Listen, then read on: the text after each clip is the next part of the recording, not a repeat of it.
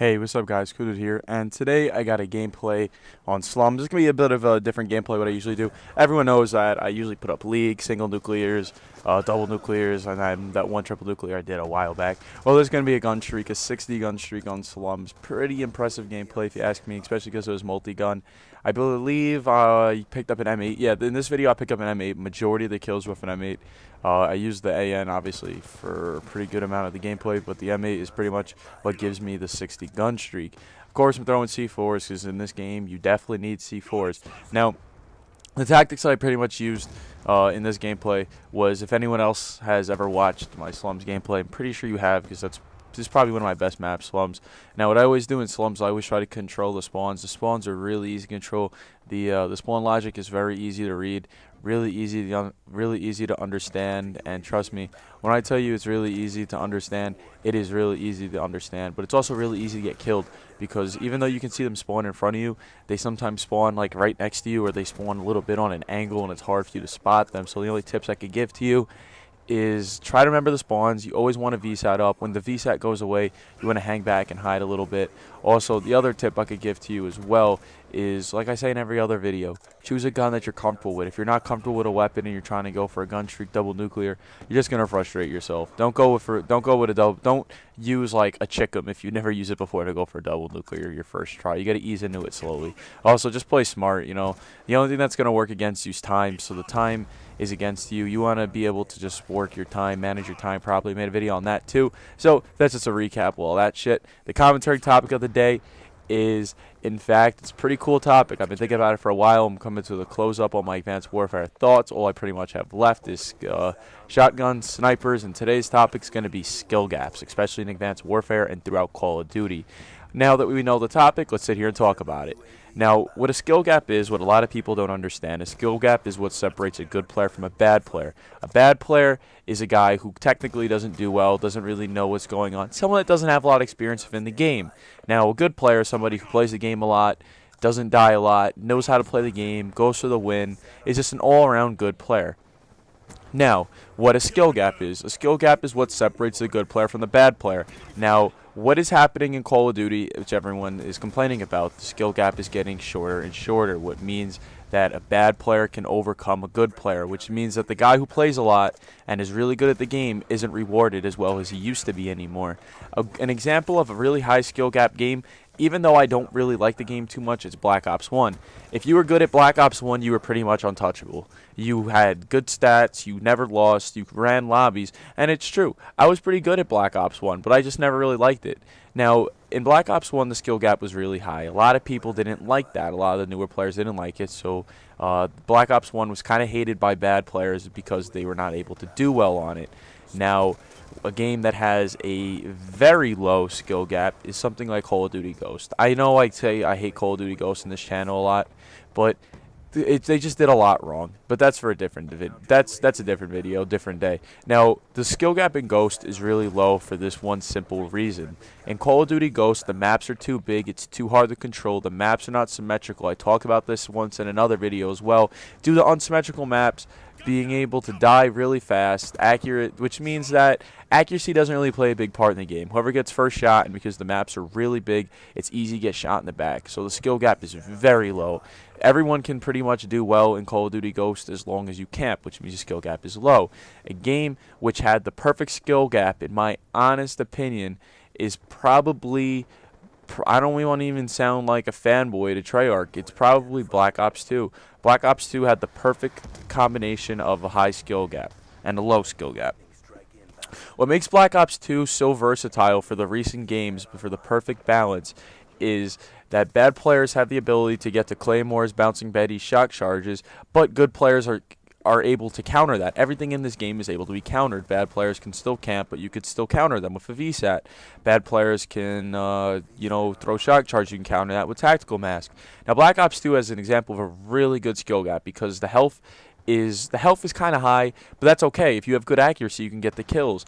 In my honest opinion, Black Ops 2, and I'll say it again, has the best skill gap I've ever seen in Call of Duty, followed by Modern Warfare 3, then Black Ops 1. Actually, no, let me rephrase that. Black Ops 2, Black Ops 1, Modern Warfare 3, COD 4, The other reason why COD 4 isn't really that high on my list is, one, because it's the first real multiplayer for Call of Duty, like one that was taken like really, really serious and to the teeth. So we're not gonna really consider that to be a skill gap game as of right now. Maybe that'll change in the future. But excuse me here. But Call of Duty Ghost is the lowest skill gap of any Call of Duty, and Black Ops 1 and Black Ops 2 are the highest, in my opinion, which is really good. Now, what this means for Advanced Warfare, this is going to translate into Advanced Warfare terms. In Advanced Warfare, we now know that there's exosuits, jumping abilities, sliding, jump stepping, all that good stuff. Now, the things that really break the skill gap are weapons that are easy to use. Now, an example of a weapon that's really easy to use is for my Call of Duty Ghost players out there. It's something like that the M26 or M21 LMG or M27 IAR, yeah, the M27 IAR LMG, or an LSAT from this game with a target finder, or another example from this game could be something like a Remington with quick draw and dexterity. Really easy weapon to use. It gets rid of the whole point of using a submachine gun or assault rifle, either one of those weapons. So those break the skill gap.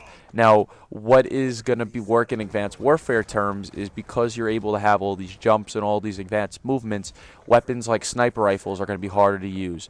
People won't be able to quickscope you as easily because you're going to be moving around at higher speeds. You're going to be jumping around.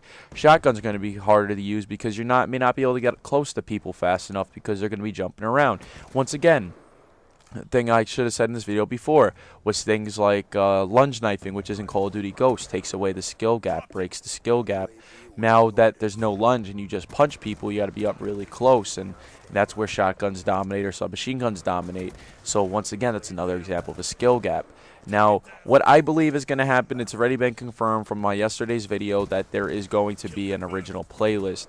I do believe that the players that are going to be the most skillful players, I believe, are going to play with the exosuits for the longest time, because the exosuits are going to disallow things like getting shot, depending on the map sizes. If the maps are on a smaller scale, with these exosuit abilities, you're not going to be sniped as much. You're probably not going to be killed as by many shotguns. You're going to be able to pretty much dominate the game, which is a good thing, and the bad players will go into the games where they can camp, they can just fuck around a little bit. You know what I'm saying here. Now, my thoughts on all of this, is a skill gap required? In my opinion, yes. A skill gap is very important and critical to a Call of Duty to be critically acclaimed, to be one of the best games ever made. Now, the reason why I feel a skill gap is important, because guys like me that put hours into the game, I have a YouTube channel, I'm really serious about, I guess, making my channel go off and become something really big.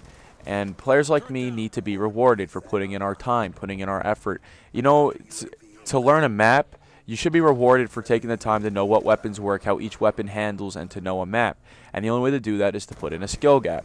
I'm not saying that bad players shouldn't have a chance to ever become good, because I was one time not the best player, but a bad player shouldn't be able to run into a lobby. I'm just going to use Call of Duty Ghost as an example here. Like, one time I played Call of Duty Ghost, and this kid had like a .3 KD and a negative win-loss. He wasn't even an anti, and he was able to go positive by 1. That shouldn't happen. Like, in this game, if you have negative stats and you're not an anti, you're going to get fucked up in Black Ops 2 and Black Ops 1. Even hell, Modern Warfare 3, even though the death streaks, you were guaranteed a kill, but you wouldn't go positive. That's just my thoughts on that, to be honest with you. Also, the other thing that needs to be brought, that breaks the skill gap as well, is making support streaks better than assault streaks. As we've seen in Call of Duty Ghost, Modern Warfare 3 as well, support streaks pretty much dominate the game. If you use ballistic vests, EMP, stealth bomber, it just dominates the game. That's some things that just need to be fixed and reworked. If they just rework a few things within the game, everything will be okay, I believe. I feel Sledgehammer isn't afraid to put in a skill gap, because they did say that the game is looking to promote competitive play. I know Call of Duty Ghost said this, but Call of Duty Ghost kind of said at the last minute, as with Black Ops 2 and as with Advanced Warfare. They announced it right off the get-go, which is a really good thing, I believe. Now, this video is coming to a wrap. For anyone that just skipped around, I'm talking about skill gaps within Call of Duty. Sadly, my flawless gameplay is broken right here. I choked out. I should have had a 1 burst, but I missed the shot. I was already 1 shot. Hope you guys enjoyed. That was a 68 gun streak in about 9 minutes. I like doing these longer commentaries, so you guys stick around. There'll be a lot more coming soon. Hope you guys enjoyed. It's been cool, dude. grunts.